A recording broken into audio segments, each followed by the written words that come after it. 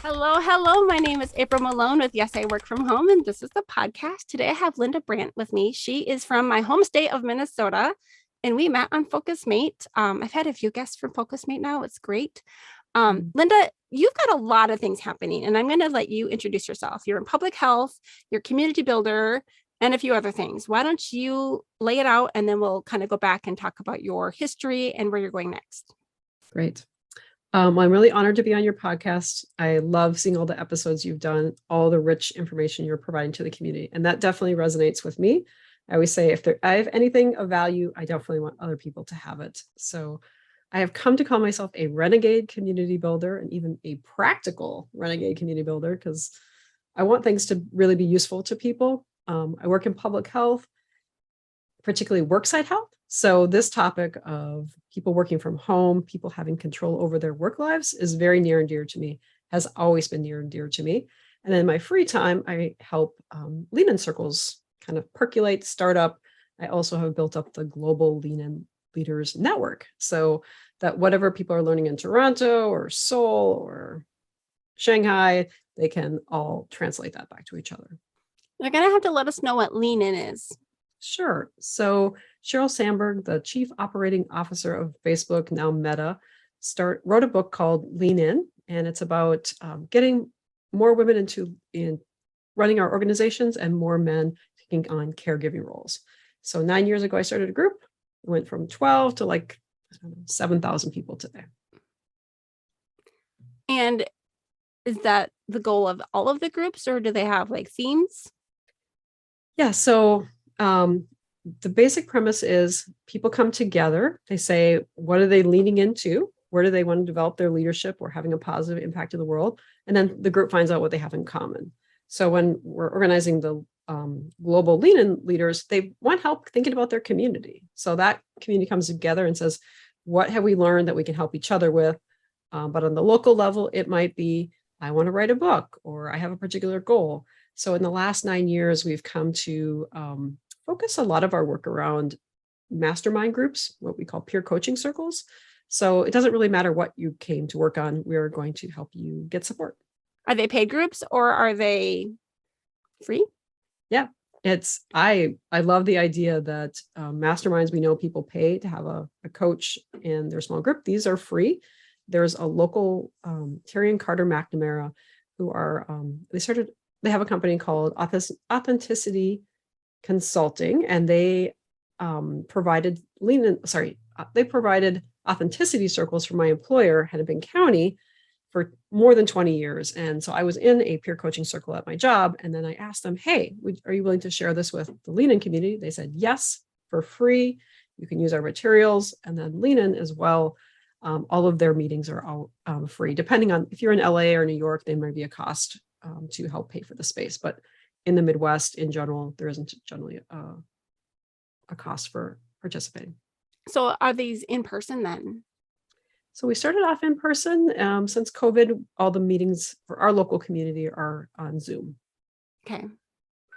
So when I met you, I can't remember if we were on Focus Mate, and I don't know was I wearing a Minnesota shirt that day? I don't know how we made the connection. Totally, we're wearing a Minnesota shirt. Yep. I had just come from Minnesota. So we had taken a 3-week trip through 14 states to see all of our friends and family. And I told myself before we left on the trip that I was going to have a little bit of a souvenir budget for t-shirts, because I told my husband, I'm like, I don't like any of my t-shirts. All of my t-shirts are from previous jobs or schools that my kids used to be in and are not anymore. And so I'm like, I'm going to come home with a few t-shirts I like. Yes. Yeah. I ran through a mall in Minnesota and I saw the Minnesota themed store and I'm like, dang it, I got to get one. So I got one for my kids too. It has a big moose on it and it's glow in the dark, and none of them will wear it. So, wow. Yeah. Anyway, kids, they're ungrateful. I had already gotten them t-shirts too. So, and so then you invited me to be part of one of the Focus Mate groups that I didn't know existed. And so then we realized that we both are really into community building. Yeah. So we're going to talk about your involvement there. Sure. So anything that I'm part of, whether it's public health, lean in, Focus Mate's a great example, or if I go to a conference, I'm I raise money through Patreon. I want to build community there so that my premise is that if we build community, then a wider range of people will continue to be part of the community. So that if things get difficult, there's someone that the person can call and say, has this ever happened to you? Or what do I do in this sticky situation?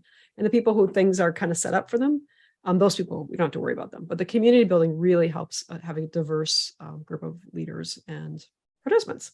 So the first group I started on FocusMate was Lean In Together. And then I started a group for Getting Things Done, David Allen's system for being organized, and then Inspiring Health Promoters, and then Career Explorers, pandemic, a lot of people shifting jobs. And I'm also part of a co-counseling, peer counseling community. So we started a group for that as well. So I feel always like a chance. Yeah. I think you invited me to the career exploration one because I told you that I was working on a resume in my FocusMate session, but I was working on a resume for someone else because I interviewed a lady last summer who writes resumes, and I'm basically contracting with her and getting some extra income that way, which is actually really fun, but I get a lot of it done in the middle of the night. And it sounds like she's like, knows how to invest in you, sees your strengths. I mean, that's my impression from our conversation. Like, I would like to work for someone who is so empowering. And yeah, it's really thoughtful. nice. Someone who's, there's definitely a learning process because I'm trying to learn her style. And there's some time that's, invested as far as training, and no, I appreciate it. It's good. It's a good fit for right now. That's great.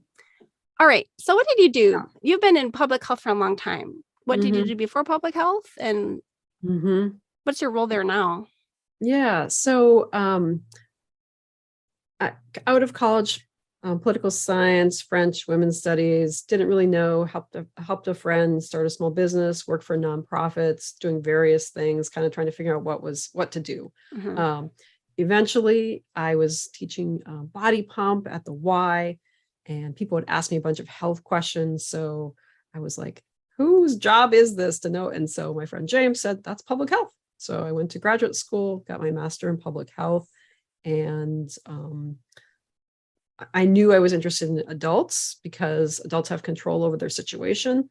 I didn't want to be telling young people to eat healthy when their parents were not buying healthy foods. So just, again, very practically, I thought adults have control if we can back them to want to provide a healthy home environment and get activated in the community. So I've been doing worksite wellness for Hennepin County Public Health for the last 15 years. And the work changes over the years, but I've loved the career health piece of it.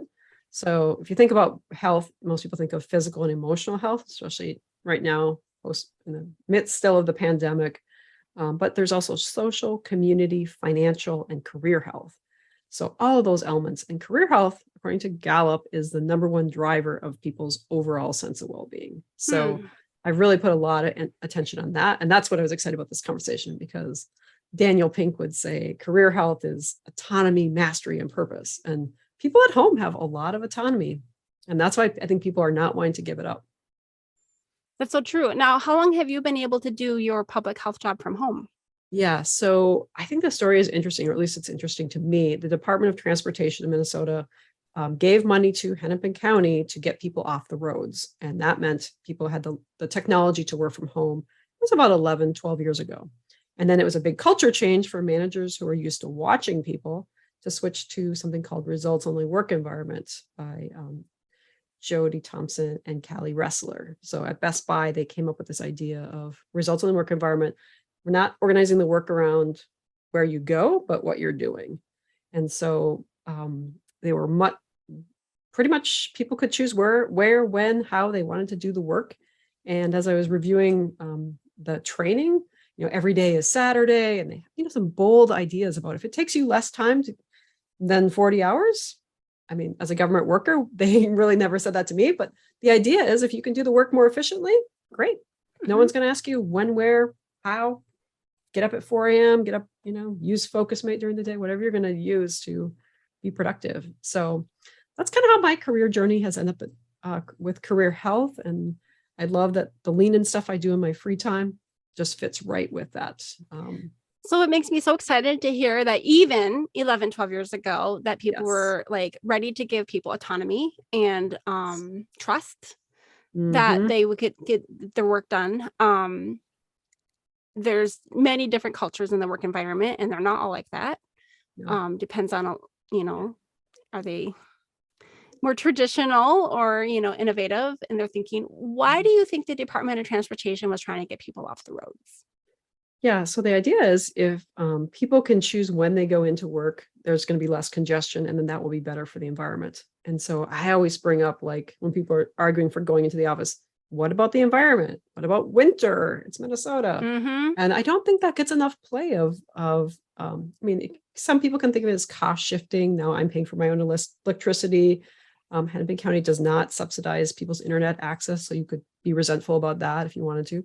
But you can also go into the library, or that's part of the county system. Mm-hmm. So, but their mission was about less congestion means better for the environment. Do you have air quality issues up in Minnesota? It's a good question. I think if you were asking someone who that was their job, they would say there are times in which the air quality is not good.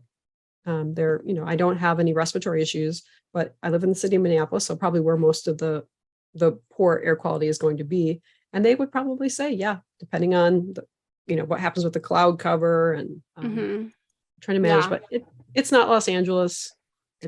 There's more trees, there's more lakes, there's more, just open space too, but in the area. But here in the Phoenix metro area, we see, just driving on the highway, they'll be like, air quality is predicted to be poor tomorrow, ride the bus or bike to work, or, my husband's work will, send out notices like, we're predicting it to be bad tomorrow. How are you going to help reduce the pollution? And for whatever reason, they're not mentioning stay home. They'll mention ride a bike and take a bus and carpool, walk, but that is an excellent way to help reduce congestion and air quality problems, right? Yes. Yeah. And to me, it's very logical. I'm also in the Gen X, where we want meetings to make sense. We don't want our time wasted. Latchkey generation, we're like, how does this make sense, what we're doing? You just want to socialize with me? I prefer to socialize with my friends. Yeah. So, as I was reviewing the Row materials, they're really about, like, if it's a priority for mentoring, make it a priority. Don't have it be this thing that just happens in the office. Be intentional. And I think I get the sense you and we agree, like, what is the intention? It's so interesting to see how different personalities gravitate towards different things, though. Like, some people want that social aspect of the office, and that's the only social aspect that they, the only social network that they have. Yes. And that was a shift for me when I worked from, I was working on site for, let me think, 7 years. And I had one true friend in the office, and the rest were coworkers, Yeah. When I came home, I was surprised by how much I missed just turning around and telling a random story to the lady behind me, who probably felt like I was interrupting her all day. So yeah. Yes. Though, my husband's personality is 100% different than mine. He's very introverted and probably doesn't want people doing icebreaker questions, at meetings and things like that. We are absolutely in sync. My partner is an introvert. This is his space. He has done a podcast, so he has all the equipment, and he is happy to have taken on a remote only job. So So are you both 100% remote now? Officially home is my base. And when the pandemic changes, we will do in-person trainings, but it'll be maybe once a quarter, twice a quarter. They will have meetings in parks. But we're public health, so we're going to be the last ones to have in-person meetings. Really? Okay. Yeah. Yeah, that's interesting. Because we'll just continue to be kind of remote, which is because I wonder if the remote only is a barrier for people to have access to the public health that they need. No, you're finding people can access it. No, as you might imagine, because they had the results only work environment, they've always known that the work determines. If people need to be on site, people are on site. If someone needs, for example, during the pandemic, handling people who are homeless, so they need to be in shelters. Anything that is on site will be on site. Okay. getting people services, actually, they found that it's more efficient. People are way prefer to have an interview on Zoom than to wait around all of that bureaucracy that we're familiar with. So they were pretty much ahead of electronic, but making things electronic, making things accessible. But there definitely were things that have improved because of COVID constraints. And yeah, I have heard, I can't even think of one example where things got worse because of COVID in terms of serving the public. So you guys had everything in place, like you were fully ready. Yep. I mean, we can't say that because there wasn't the political will to back getting people, the pandemic was still very difficult because of the lack of political support for vaccination and correct information. So yeah. I want to go back to talk about what was the original transition like for you? Were you on board? Was it something that they just told you had to do? What do you remember learning through those first few months of working from home?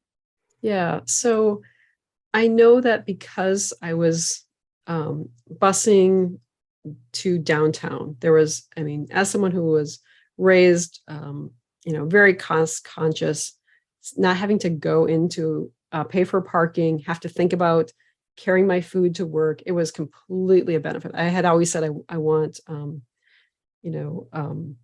windows and doors.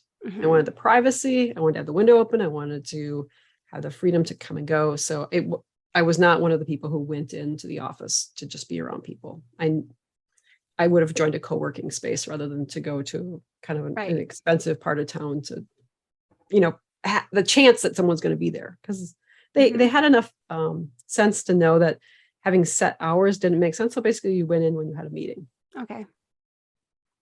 So it sounds to me as though you are a social person, but you're still also practical. And so you can see the benefit of working from home because you still had your social outlets other places. And by then I had a treadmill desk, and I knew that because of liability constraints, they would not let people sit on a ball, and they would certainly not let people use a treadmill desk.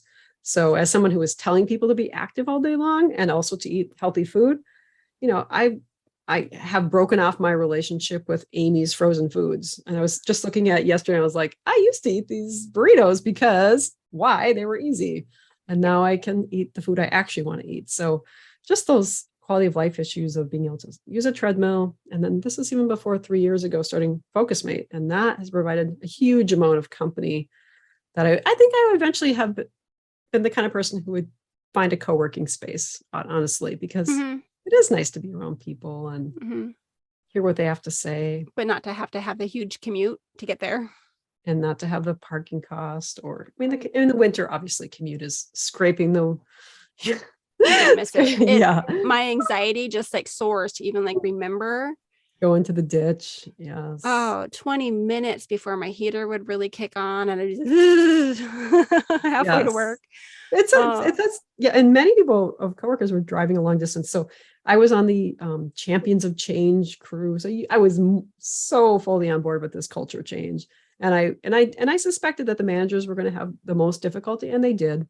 The people who were not watching people to see if they're working were like, yes, all right, see ya, see you at a meeting, see when, but I didn't really love the cube farm. And they eventually went to hotel spacing, open space, which very few people like. I'm in the 30% who like it, but it's kind of non-hierarchical, both giving people that much autonomy and that space, though people end up wearing headphones. Yeah, I know it can be really distracting for some people too. Oh yeah. I like being in a social place, but when I'm trying to focus, I can't have people walking around or talking because I will hear everything, I will see everything, and I have to basically put myself towards the wall. So I can't be distracted by so many things. Noise canceling headphones, man. That's where it's at. Yeah, absolutely. The research says when you're hearing one side of a conversation, it's really distracting. So two people chatting is actually better than oh yeah. That's interesting. So you mentioned several things. So how do you use FocusMate? And just for the people that haven't listened to previous episodes where I've talked about this, FocusMate is basically like you can log in. So you can see me and Linda sitting here talking. It's similar. You log in and you have a 1 hour partner. It's really only 50 minutes or 25 minutes, depending on what you sign up for. FocusMate gives you 3 sessions for free every week or $5 for unlimited a month. And basically in the first minute, you just state your intention of what your goal is for the hour, because you're both here to work. You're not here to chit chat. And I said, I'm working on a resume. I've been putting it off and I need to get it over with. I'm going to be working into the night until I'm done. And I don't remember what you said you were working on. Nor do I, but there's a good chance it was something related to my job or to lean in organizing or just keeping up with the blizzard of what's coming at us. Right. And then we say, okay, see you in 50 minutes. And we both mute ourselves, but we stay in camera. And every once in a while, if I'm going to walk away for a minute, I'll say BRB, be right back. Maybe I just got to get a glass of water or kiss my kids goodnight really fast, which I don't try to do during my sessions, but if I have to, I will. I've had people who are cleaning. Like they're like, I just need to be accountable because I have company coming tomorrow and I just need to get this kitchen clean. And so basically, if you tell someone that you're doing something, you're more likely to finish it in that 50 minutes than, oh, whoops, 50 minutes just went by and I've been on Facebook the whole time or whatever your, guilty pleasure is. Let me go get a snack. Let me check on this more interesting thing than the tedious project that I'm doing. Because, at the end, this person's going to be like, how did it go? Did you get it done? And I've had people who are studying. I've had multiple, I think, medical students who are like, I'm learning. My goal is to learn 350 terms, in the next 50 minutes. Or I've also had language students say the same thing. Like, I'm trying to go through flashcards. My goal is to get through 350 to 400. And they'll, at the end, they're like, I got through 430. And I'm like, yeah. And I think that positive reinforcement is motivating. Oh, absolutely. Yeah, I think the only group you didn't hit on is maybe the entrepreneurs, the PhD students, law students. I've gotten quite a few lately. And a lot of people writing business proposals, just cleaning out their inbox. Some people have a beginning of the day routine or end of the day routine where they're shredding papers or starting up with, just checking emails. But, to have that time limit on it and be like, I'm going to be done. Yeah. So you've done 7,000 plus sessions. Yeah. In the last 3 years, it's partly because I get up early and I just love that I'm working on European time where it's 9 a.m. for them and they're just starting their day. So it's not strange for them that my first session is meditating and great to check in. It's great to, just like see a person. Oftentimes it's a person I'm excited to see or a new person. Both equally excited about half and half, new and familiar. And I would say I have a little bit different experience than a lot of people on FocusMate because I'm not usually in my own time zone. So it could be the Philippines, it could be India, it could be Beijing, it could be even Tehran. It's always kind of shocking. The very last bit of Australia. Yeah, I've had people from all around the world because I'll be on sometimes at 4:00 in the morning. So I get it. It's very multicultural for sure. Yes. Yeah. And I, eventually I think a lot of us end up cut and paste our goal because it's similar and we have an intention like mine is 90% focused, stay on task. And I learned from, I think the book, Start Finishing to really clean up archive trash after an event. I organize a lot of lean in events and other events. So just give that its due and do the cleanup in a timely fashion. Or I did a photo project for my mom, anything that's really concrete. Feels really good to do it with company and to kind of see, okay, it took 5 sessions to do this, or people do transcribing or translating, a lot of tedious things that, you would in my mind, you would normally multitask during because you are so bored and then it takes longer. And so you often get to say to the person, oh, I'm so glad I'm not multitasking because this would just expand and I would be checking social media or doing other things, getting a snack. Yeah, there have been things that I thought that I could get done in my 50-minute session that took 4 or 5. Sometimes it's because I got off track, but sometimes they just, and And then it's good for you to know for future reference, how long is this task going to take me? Especially if it's something that you're getting paid for, to be like, am I going to accept that job or not in the future, knowing, it's going to take me 5 times as long as I expected. Yes, absolutely. I think what's worth saying is, because I often get caught up in how much it works for me. A lot of people are afraid to use FocusMate. They feel like that stranger is in their house. It's kind of the legacy of chat roulette a long time ago. People acting weird. And it really is, of those 7,000 sessions, it really is 3 or 4 people. The most that you'll run into is people who are nervous and they're brusque. And they say, what are you working on? And I just warn people, that sometimes you'll get that because a person is nervous, or, they're doing something they really don't want to do. Now FocusMate really lets you, if you want to just work with people with your same gender, you can make that choice. If you want to just work with people and encourage people I mean, they've made it a lot easier to kind of calm people's fears. Yeah. And just recently, I think in the last week, they've implemented the favorites now. So like if you have a good session with someone, you can just push the star and be like, I'd be happy to see them again. And everyone that I've been with, I actually told them, I said, it's 2:00 in the morning. I have not slept. I have a job I have to finish. So if you see me nodding off, feel free to try to get my attention. Yes. And they'd go, April. And I'm like, thank you. I have to get this done. I love that. But they were all really like a good sport about it. And I just told them up front, I'm like, I'm just needed to burn the midnight oil tonight. Yes. I promise I'd have this thing done, So yeah, everyone's been a pretty good sport. Well, I have to say, the thing that I really go to FocusMate for is inspiration. So many inspiring people.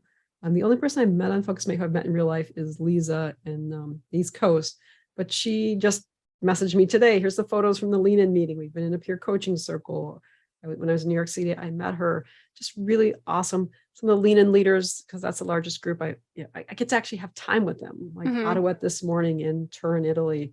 Like it gives us a chance to she's an engineer, but what does an engineer actually do? What does Magali when she's working on her PhD? What does she actually do? It's basically one paragraph. So there's so much inspiration of people who have taken on these really big projects. And I've to get out of that Midwestern humbleness, but I've inspired 2 people to get a treadmill desk, and then Justin Higgins in Los Angeles. And I interviewed him. Woohoo! I did. Right. I'm trying to remember which episode. I'm making a note to go watch it. He and I are going to do a treadmill desk race on the 19th of August. He was the first person I met on FocusMate, and then we just chatted for a minute afterward.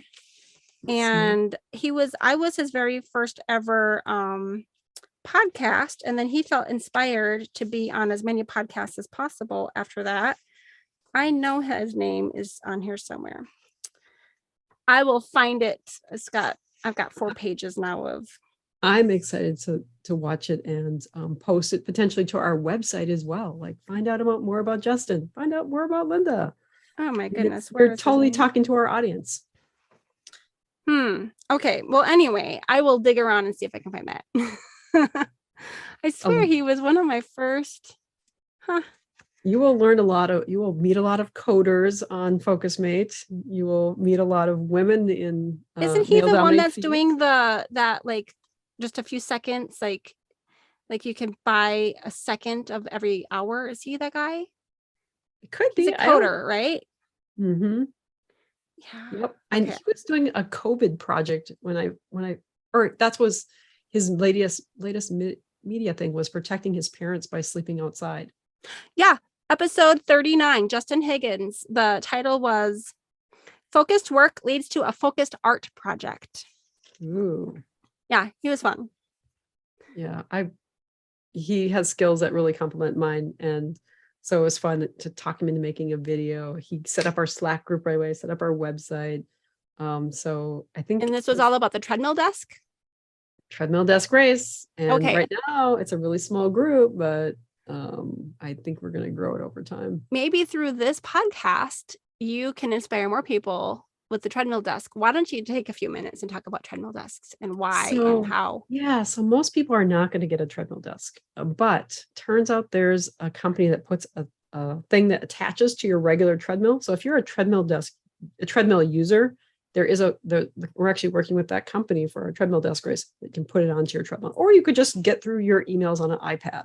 Mhm. So some people will get an actual table that goes over a treadmill. I And just literally have a board. Like I have an older treadmill with the 2 arms, and I don't know if it's like one of those floating shelves, but it's probably a good 18 inches wide, and it just goes right over, and it's a long enough treadmill that I can get by with losing, a few inches. Yeah, I can throw my computer right on top of it. It's great. August 19th, you can bet it's a 12-hour block of time. People can just come work. There'll be like just, walk and work basically. We'll probably have breakout rooms if people want to socialize, but the main Zoom room will be just people getting to see other people. And one man that's coming actually created a manual treadmill, a German man who created its manual treadmill, so non-electric.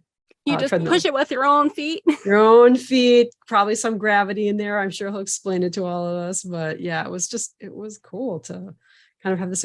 Lisa is one of the people, when I was saying, from Focus Mate. So just an eclectic Maybelline in Florida, just really, kind of small is beautiful, soft launch to this idea. And okay, so explain it to me in terms like everyone can understand. What the heck is a treadmill? Yeah, so what?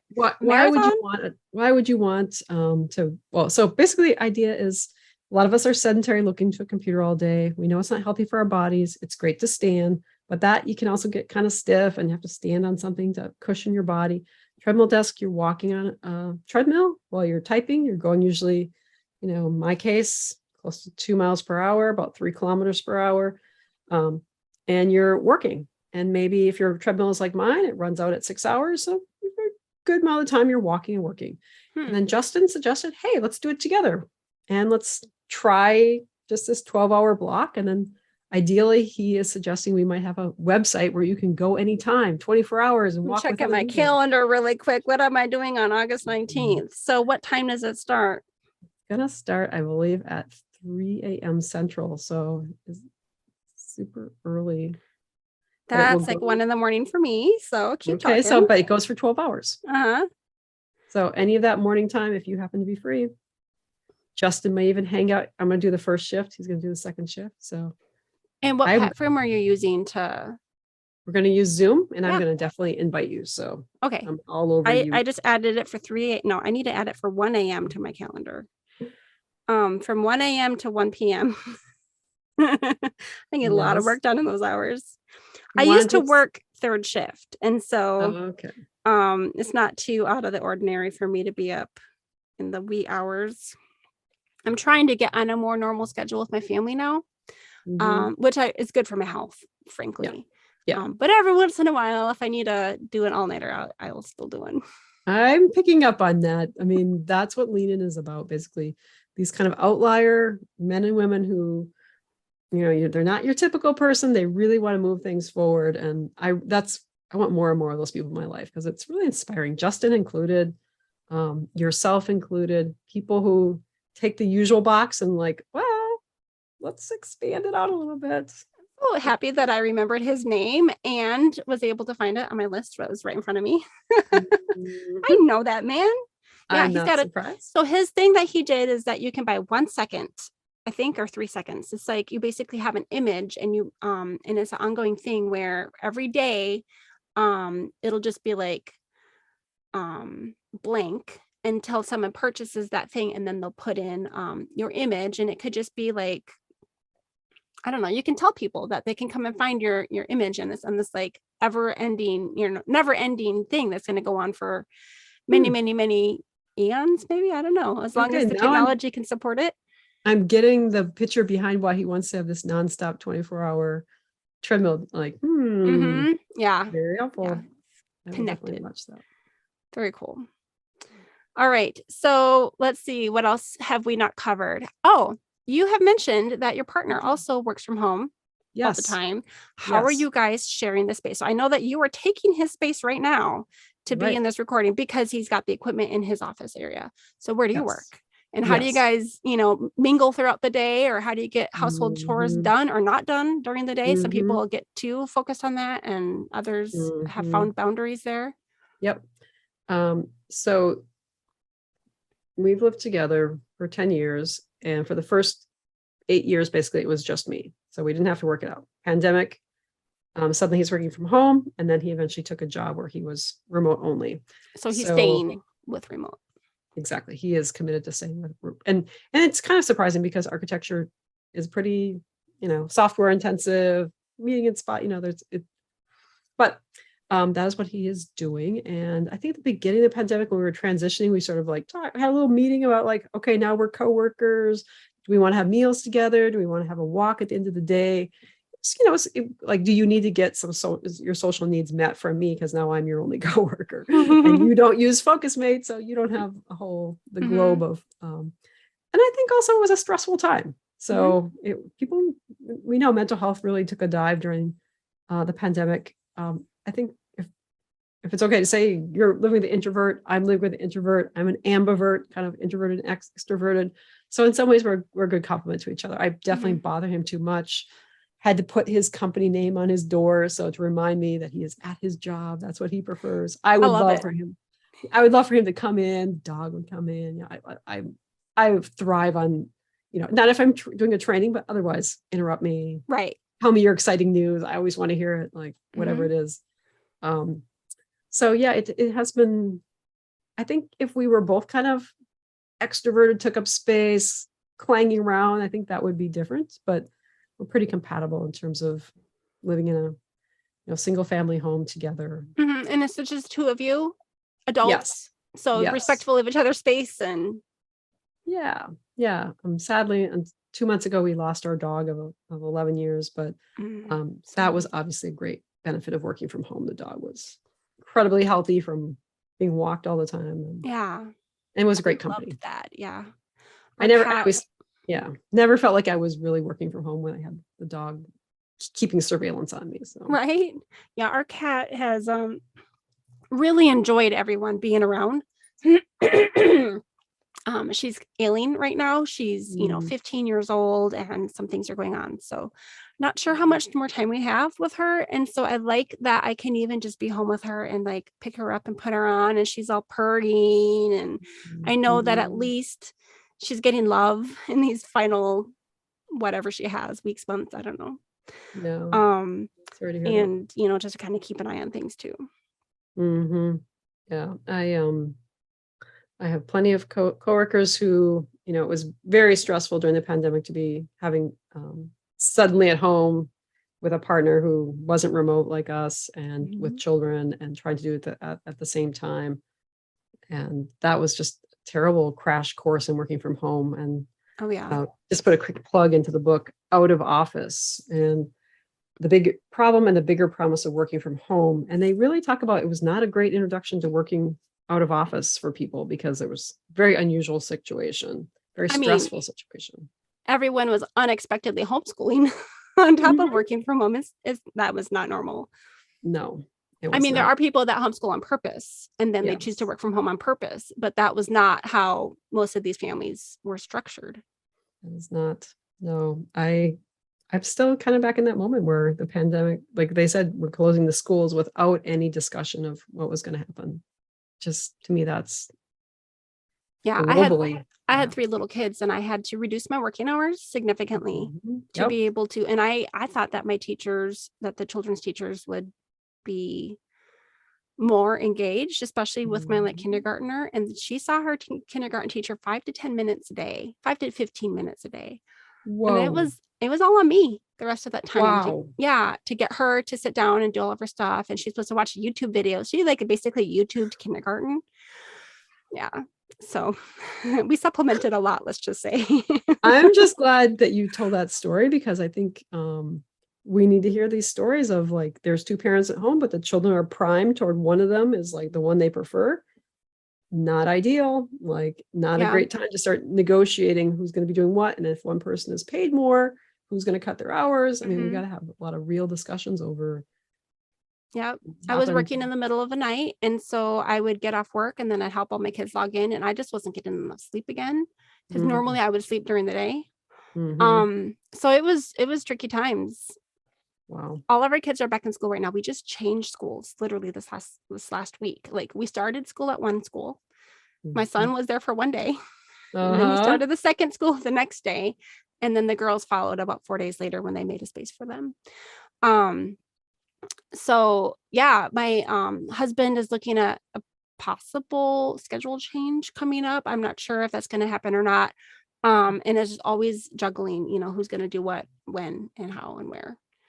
So as do you have a dog now, or that was your only dog? That was the only dog. Yep. So How has we were that changed your routine? yeah, I don't go outside as much. Yeah. And I miss it. I mean, the training we're going to do from tomorrow for my job is called Take It Outside, all the huge benefits of being in nature. So if it's a phone call I can take on the phone and walk at the same time in a nice neighborhood, I'll do that. But it's really cut that down significantly, the time I spend outside. In the winter, I won't miss it at all. Having to be out with the boots on the dog and all that stuff. Oh, right. Same here in the summer. We have to we don't have a dog, but people have to put boots on their dog to be able to walk them if it's sunny out. Wow. So trying to be more intentional about getting outside, right now in summer, it's like your winter, it's difficult to get out. It's brutal to get out basically past 7 a.m. I only have visited that extreme, and I was shocked. I think those of us who haven't experienced that are like, whoa. Our family has a tradition that like normally bedtime is around 9, but sometimes we'll go to the park at 9 because the pavement is finally cooling off enough, that we can tolerate being out there for a little bit. If it's like under 105, we'll be like, let's go to the park. Yeah. So how do you get yourself outside? Take it outside. How do you take it outside now? Yeah. So like I said, if I have actually my pandemic buddy, talk to her daily to check in. She's an elder in Grand Forks, North Dakota. So since the pandemic, we're like checking in daily. So slap on my headphones, take a walk with her. Oh, good. 10 minutes of listen to her. She'll listen to me for 10 minutes and do all that connecting. But someone who who knows my whole story, who knows what life is like for me, has a lot of slack for hard things, for good things. I don't have to like censor it. Same with my mom. Before the pandemic, we didn't talk daily, but we do now. So again, if I have my act together, I throw on my shoes and I'm happy to listen to how things are going with. She's actually quite an interesting community builder herself. So I grew up in a daycare home, and she organized the other daycare home providers. So I did come by my community building kind of thing, honestly. From her. Yeah, my mom too. Definitely. So working with someone from another time zone would be good for me because I could get out at 6 a.m. and it'd be 8 a.m. for them. So not too early. I'll have to look for some pandemic buddies from the East Coast. Yeah, I would definitely recommend that. Yeah, it's a really good idea. I want to hear more about this conversation that you and your partner had at the very beginning, and what you decided about. Do you want to mingle and do we want to eat together? Because you didn't actually talk about that. Yeah. So I'll give kind of the context, which is when I was in college, I lived in New York City for just a short time. And one of my roommates was from Mormon family, and they had family meetings. So I adopted that. Have always done family meetings, and with my partner, we do family meetings once a month. And so that gives us a place to talk about like what's working, what's not, what's bugging you, kind of make some agreements, like, try to turn those complaints into requests. We probably early in our relationship, we started seeing a couples counselor just down the street. This woman was awesome. I was like, why not get help before we blow it up? Like this is both of our second long-term relationships. So just getting outside help of someone listening while we're like, okay, Linda, you start in the middle. That really bugs me. I'm like, it doesn't just a little bit bug you, but hugely bugs you. But it's just like continuing to kind of cultivate more tools. We have in the last, I don't know, maybe 4 months, kind of more consistently set aside time at the end of the day to listen to each other, like even just 5 minutes of you talk, then 5 minutes of my talking. So how is that going? Is that, kind of just putting more tools in place? We both agreed to read the book Nonviolent Communication, which is kind of an odd title, but I wish I had found out about it a long time ago. It's basically you just try to talk about the facts, your feelings, what is the need you have, and then making requests. So I think I would love for all workplaces to kind of talk about what are some tools for communicating well with each other, even just like when you do this specific thing, when you leave, like a lot of people have somebody at home who leaves food in the sink rather than washes Oh, it. right. When Yeah. you do that, this is how I feel. Like you're Mhm. expecting me to clean it up. I need you to, like, I need to know you're going to do it within 24 hours or whatever. So I Mhm. can comfortably know we're not going to be attracting ants. Oh, And right. then the request is if you can do it sooner, I would really appreciate it, So just some sort of tool for communication. So I think living, working together, given that he's an introvert and I'm getting my needs met elsewhere, has worked pretty well. I do miss when we used to kind of walk the dog at the end of the day together. I think that was just a little shining moment of he was probably more Mhm. stressed because of COVID, Mhm. and that wasn't sustainable. So I will still walk though, because yeah, you just feel more kind of yourself. And I like knowing the neighbors, and it definitely helps to have a dog so that they have a reason to like want to see how Mac is doing and You pet can him. just help offer to walk other dogs. I have a friend, my friend Kirsten has a puppy, and yeah, so yeah. So we used to have roommate meetings when I first moved out. There was 3 or 4, actually there were 4 of us at the beginning, young single ladies, all basically living out of our parents' home for the first time. Yep. And thankfully, I actually came in and replaced someone that had been there prior, and they had already established the monthly, and they would do it kind of as an outing, but also as a time to be like, hey, I grew up in the country where we didn't lock our doors. Mm-hmm. And so if I was the last one to bed, I always forgot to lock the door. Right. And that came up in a meeting, obviously. Yep. Mm-hmm. And like we had a cleaning schedule that we adhered to and Yeah. rotated, and it was really nice. And I don't think that families often do that. So that's cool that you guys implemented that. Yeah, and I with my former husband, we used to even have a cleaning chart where we basically, if you did the vacuuming or you did the cleaning the bathroom, whatever, you could check the box, and if things weren't being done, then we upped the points, and then basically count up the points at the end of the month. And if like I had done 200 points of cleaning and he had done 146, he owed me $1 for every difference, and so it just basically kept the resentment. And then, Wow. but I particularly love the piece of if the task wasn't being done, then it's clearly needs more points until it became like an incentive to cleaning the refrigerator. Like I'm going to go for the big 40-point task of cleaning. So, I mean, I wish that, I know there's all these apps, but I wish they would come up with some apps like that where you could just easily check, did you, vacuum for 10 minutes? Did you clean the Maybe bathtub? Justin Higgins could help you with that. I think Justin could totally do it. Yeah, but family meetings, I can't even imagine living without them. Some regular. Actually, my friend Magali was saying that if you in France, you just have every meal together. You have that leisurely hour lunch. You can just work in the details of. So, Yeah. I guess if we were having more meals together, we wouldn't necessarily need these intentional settings. We've talked about implementing like a budget meeting. Weekly or monthly or something like that. And it's such a dreadful thing to put us that way. Like who wants to remember to have a budget meeting? But if the family meal, I mean, that is a good time to talk about some things too. Yeah, I'm big on frameworks and tools and anything that, other cultures have figured out, like Shabbat on Friday night, you shut things down. I mean, yeah, if I could give any gift to the United States, I'd say, okay, let's just shut it down. Friday night to Saturday night, people family just time. Screens and be with their family, think about their community, and everybody just stops working because we are clearly a culture that works too much. And those who don't have work, feel completely obliterated because it's such a work intensive culture.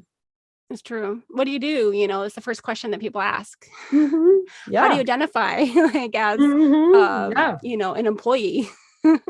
Right. Not what I always say. What do you do for fun? That's that's my favorite. Focus me. Get how to do you spend your time? Yeah. How do you spend your time? What lights you up? You have, I know that he wants to probably get back to his space here pretty soon. So why don't you tell us about what you've got coming up and how people can find you and those things? Yes. And then I'm going to ask you a final question. I'm going to give you a heads up. I'm going to ask you, what kind of advice do you have for people that want to work from home for the first time? Yep. Thank you. So when I started doing this lean in project, several of the women that I worked with just were using LinkedIn all the time. And I thought, LinkedIn, stupid, boring, not interested at all. But they won me over. It's such a great place to connect with all kinds of CEOs for my job. People who are skittish about Facebook will use LinkedIn. A great place to publish articles, a great place to recommend people, to get recommended. So I would say find me on LinkedIn, Linda Brandt, MPH for Master of Public Health or miles per hour, however you think about it. So find me on LinkedIn and I will definitely connect with you, send me a message, whatever. If you're someone who just uses Facebook, find me on Facebook. That's fine too. And then I think your other part of the question was, that's probably the best ways. Things I have coming up. Yeah. So the next Saturday, the Lean In group is going to have our bi-monthly networking event. And it's a chance for people to come together, lead small groups, coach each other, be together for an hour and a half. And if you can come to one of these bi-monthly events, they're free. You just have to believe in gender equity, more women in power, more men in caregiving roles, equalizing things out. And then you heard about the Treadmill Desk race on August 19th. We will probably end up doing it at least monthly. It's really small right now, which is a great time to get involved. If you know people in Minnesota who want help thinking about their worksite, making it healthier, people healthier and happier, connect with me around my worksite health promotion work. If you're in career change, I run a career explorers group. It's every other month. It's free. It's just a chance to give each other support. And I was saying to April before we started that I use Patreon, which is support for a lot of creatives. And I encourage you, if you have a creative pursuit, to use something like either Patreon or buy me a coffee, because people want to support you. And it's different from saying they love your community building work versus they want to support you in it. So, and then find me on FocusMate. If I met April there, it's a great place to meet people. Like she said, there's only a little bit of chat at the beginning and the end, but from what they're putting in the chat, whether they're, an interesting person and they've got your back. And we took a little time at the end, I think, like, we're like, oh, hey, you're from Minnesota. And then we probably chatted 5 minutes or so. And yeah. And then, sometimes people are like, oh, I got to go to another session or I got to run or, but there's a 10-minute window basically from the end of your session together till the next one starts. And so you can do with that as you please and go run to the bathroom and get your water or sit and chat for a minute if those people seem cool. Yeah, because it's not enough time to eat a snack, really. That snack is ready to go. Right. And I can just answer your question about if you're new to working from home. Mm-hmm.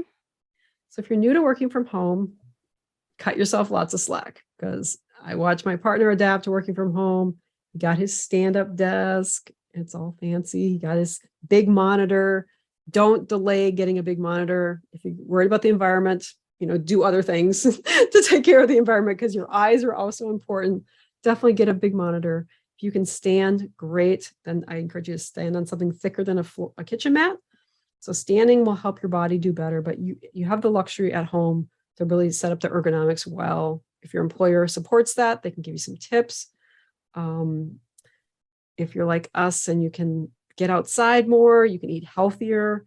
Obviously, slow changes over time, but it's like any sort of health change. Find what works for you, and know that there's never been a better time to be adjusting to working from home. You'll eventually get a ring light and have good lighting, and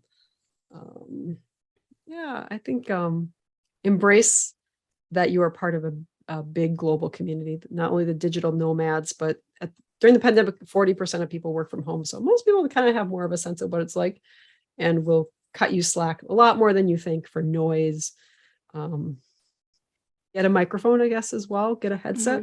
Mm-hmm. My friend who's an audiologist said everybody should have a microphone that plugs into the computer. So we're both using podcast microphones, but for the regular person, if you want to just not have your people at home hearing your conversation because it's confidential or they just shouldn't be hearing it. I've got several different ones in front of me here. How many? Yep.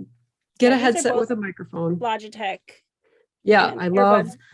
Yeah. But I like those because they are so a lot of people think of noise canceling as canceling out the outside noise for you, but the microphone can also cancel out the outside noise for the person who's listening to you. Yeah. So look into the noise canceling microphone as well. And if you use Zoom, invest the time to get a background that you like, that shows your area or that's funny. A friend of mine works for Zoom and they always have an active background, or I think we all can use, just the brain likes variety. And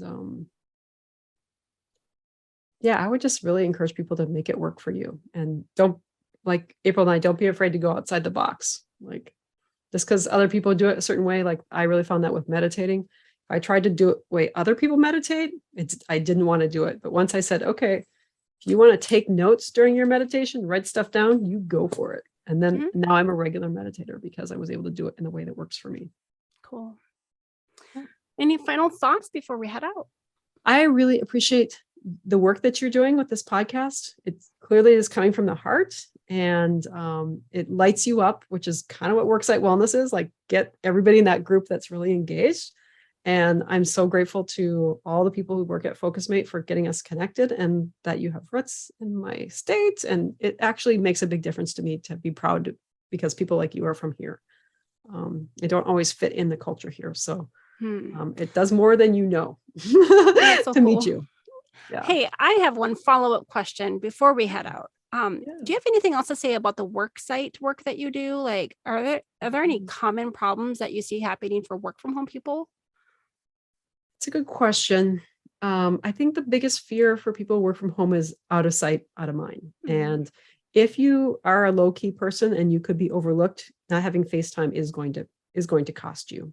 And we haven't figured it out. And that's why I was kind of pushing this book. They actually at Twitter disincentivize people coming into the office. And you don't hear that very often, but they're basically, we could easily have the gender divide become even worse because of people who have fewer caregiving responsibilities choosing to work in the office where they have FaceTime. Research shows they will be seen as and be seen as like, oh, they're the person who's on that is a superstar versus a rock star. Hardworking, yeah. So I would say what I want to say is like what you started the conversation with around trust, and workplaces that trust you, that's where you want to work. And don't get caught up in the details. If you have control over your environment, you can develop your skills and your sense of purpose, but you really do need the autonomy where people trust you to take charge. So and your county or your state worksite health promotion people are there to support you if you happen to have someone, especially if you're in human resources where this is your job, to help people be healthier and happier. Usually there's something at the government level trying to support your work. Do you think all states have this worksite stuff?